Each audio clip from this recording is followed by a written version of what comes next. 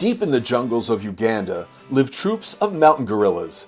They don't announce themselves, they don't perform, and most days they are nowhere to be found. Today, I want to take you into the jungle and into one of the most profound encounters of my life. Hey there, I'm Russ. Welcome to Explorations All Over.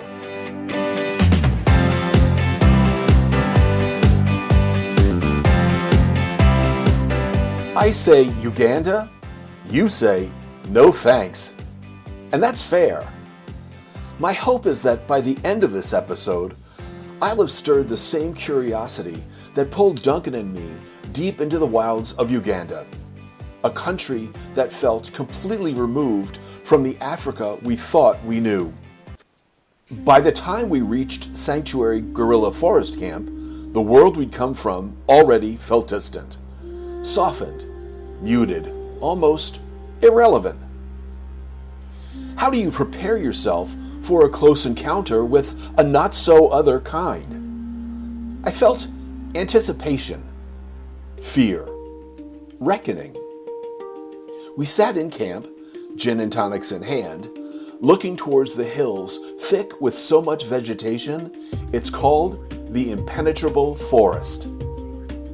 Impenetrable. What on this world is impenetrable except a fortress? Something meant to keep people out. I had to laugh. On the Christmas markets cruise, fortresses were built to fight and defend. In Antarctica, walls of ice rose like ramparts, protecting a continent from unwelcome invaders. In Israel, Masada stood high on the plain, its walls holding out against the Roman army. And now, here I was again. A fortress. Green. Lush. Rising overhead. What lay beyond it? Mystery? Or terror? That night, lying in bed, I could hear the sounds of wildlife moving through the darkness. I knew there were gorillas out there. They weren't waiting for us. We were waiting for them. They were unaware of us. We were all too aware of them. After a breakfast of who cares what, we were driven to the Impenetrable Forest base camp. There was a sense, unspoken, that we were being sized up, watched. How much effort could we handle? How far could we go? We were placed into what they called the high group. No explanation, just a quiet understanding that this would not be easy.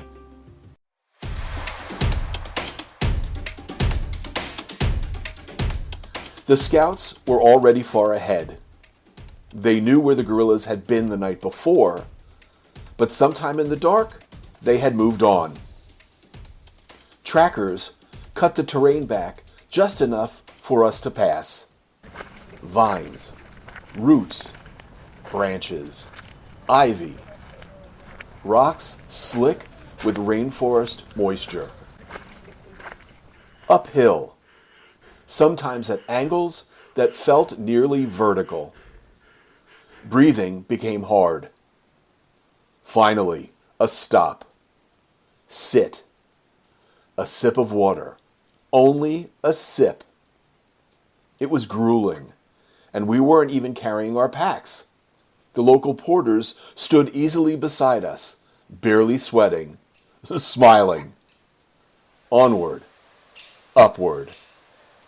The sound of machetes. Heavy breathing. Feet sliding, losing traction. The cane in my hand offered little help. We moved in single file. Another stop.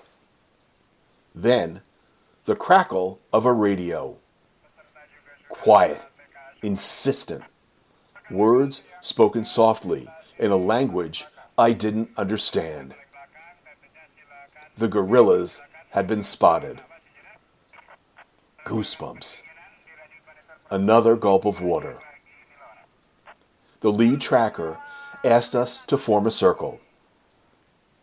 We were rebriefed on what we'd been told back at base camp. He told us about the troop, how large it was, how many babies, and most importantly, who was in charge.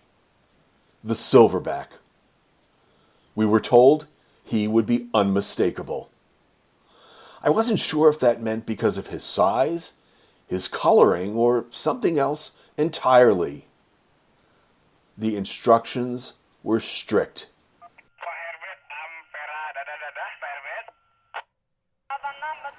These gorillas knew nothing of humans. They didn't see us as a threat, but that didn't mean they couldn't feel threatened. We were in their world now. This was their territory. No loud noises. No screaming, no matter how frightened you might feel. This was about silence. We all had to agree that we understood. We acknowledged the rules and the consequences if we didn't follow them. This wasn't a field trip. This wasn't a zoo. Our Sherpas stayed with our packs, which we would thankfully discover later contained our lunches. Gorillas have senses that put ours to shame. One of them, the sense of smell. Lunch? Gorilla? Not a good fit. The seriousness of it all settled heavily over the group. We moved on. The radio crackled again. We were told to get down. We crouched into the thick brush, vines slapping at our necks, leaves brushing our mouths. We waited. The lead tracker stood and motioned us forward. Slowly. There were the scouts. And then, suddenly, there were the gorillas. I couldn't move. Stunned into silence. The head tracker waved us forward. We crept gently. The gorillas were everywhere. Black as night. Large and small, up in the trees, down on the ground. Walking, swinging, climbing. Sometimes you're in a place but feel like no one sees you. This was it. We were all standing around taking pictures with our cameras, phones, and video cameras, and the gorillas just went about their business. The trackers talked softly. I'm not really sure what they said. I wasn't paying attention to them. I looked over, and there was a baby gorilla hanging over one woman's head. The baby dropped onto her and slowly climbed down her body. She was, to him, a tree. I could see a tear rolling down her cheek. What a moment. A very large gorilla walked out of the bush. He owned the place. We knew he owned the place. He turned and sat down. But before he did, you couldn't help but see the brilliant gray stripe down his back. This was the silverback. The group just stood and stared. He was massive. He was passive. He had no care, but was cared for. A female gorilla stood over him, grooming him. What were we to the gorillas? Nothing. No threat, no competition. Honestly, I'm not sure what they made of us, if anything. I looked down at my feet, and maybe 3 feet away sat a youngster with sugar cane in his hand, munching happily. I stared at him. Her. Not sure. Let's go with him. Hands like ours. Feet like ours. Eyes like ours, staring in wonder. Me at him at me. I realized he had stopped chewing and was actually staring up at me, his mouth open slightly and eyes wide, sparkling with curiosity. It was just a brief moment, but what passed in that moment, I'll never forget. Somehow, I had the wherewithal to take a photo. Funny, I just looked at it again and the lump forms in my throat just as it had then. Understand that groups are only allowed a limited of time with the troop. Before long, we were told it was time to go. Quick pause and then we'll go right back. If you're still here with me, it probably means this story is landing.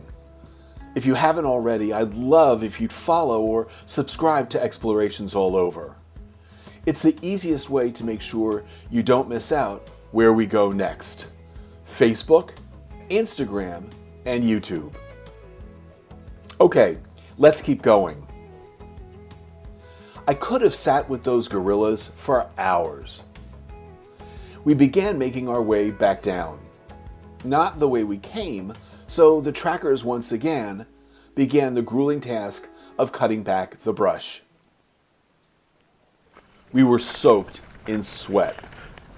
I could feel it running down my sides, down my back. The journey down was equally as hard as the one going up. My legs were burning. Calves, quads, glutes. Down, down, over slippery rocks, through a small stream. Down to a clearing where the Sherpas were waiting. Mine holding out the container of water I had filled at the base camp. I'm not sure I had ever been that thirsty in my life up until that moment. We were cautioned to take small sips, gradually, warned of the unpleasant consequences of taking too much too fast. I wanted to gulp it all down, but complied. My Sherpa reached into the pack and handed me a packet, which I unfolded to gratefully find a sandwich. Up until that moment, I didn't realize how hungry I was. Ravenously so. I sat for the first time in what had been hours. That first bite was ambrosia. As I ate, I began to realize that I had no concept of the time. How long had we been gone? How far had we come? How much farther did we have to go? It all seemed so surreal, so disorienting. We ate, and then we were moving again. And that's when it started pouring. Not raining, pouring, drenching. The kind of rain that gives the rainforest its name. Someone handed out plastic ponchos, the thin kind you get at a stadium, and they worked about as well as you'd expect. Within minutes, we were soaked through. Funny thing was, we already were. The rain barely registered against the sweat. At some point, the ground leveled, the trees thinned, and base camp appeared almost without warning. Back at the forest camp, we finally stopped moving. Wet, exhausted, still not entirely sure what time it was. Thankfully, we had pre-booked massages for after the trek. My legs were jelly. I don't think I fully trusted them anymore. I remember being deeply grateful we'd had the foresight to do it. My masseuse's name was Precious. I'm not kidding. She was a large woman with incredibly strong hands, the kind of hands that didn't hesitate. She didn't ask many questions. She didn't need to. She knew what I'd been through. She knew what my legs had done, and she knew what they needed now. As she worked, I became aware of every muscle I'd been using. not just in my legs, but everywhere. Muscles I didn't know had tightened up finally let go. It wasn't indulgent. It was restorative. That night, sleep came fast. The kind of sleep where you don't dream, where your body simply shuts everything down. Morning came with stiffness. My legs ached deeply, but they worked. They held me up. The forest looked the same as it had the day before, unchanged, unconcerned. Breakfast was quiet, bags were packed, and before long, we were leaving Guerrilla Forest Camp. No ceremony, no sense of completion.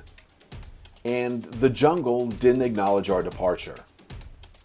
And then we were gone. I opened up this episode by saying, I say Uganda, you say no thanks. I understand that response. Uganda asks a lot. It asks for effort. It asks for patience. It asks you to give up control of time, of comfort, of certainty. But if you stay long enough, no thanks starts to feel less like an answer and more like a reflex. One you might want to question, because some places don't exist to impress you.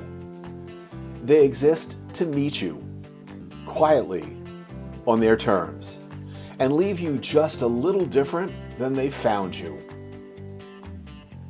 Before we go, if this episode stayed with you, even a little, I'd love to know. You can find Explorations all over on Facebook and Instagram, and you're always welcome to share what resonated with you. I'd love your feedback. These stories don't really end when the episode does. Thanks so much for joining me on this epic adventure. I'm Russ, and this is Explorations All Over. I'll see you soon.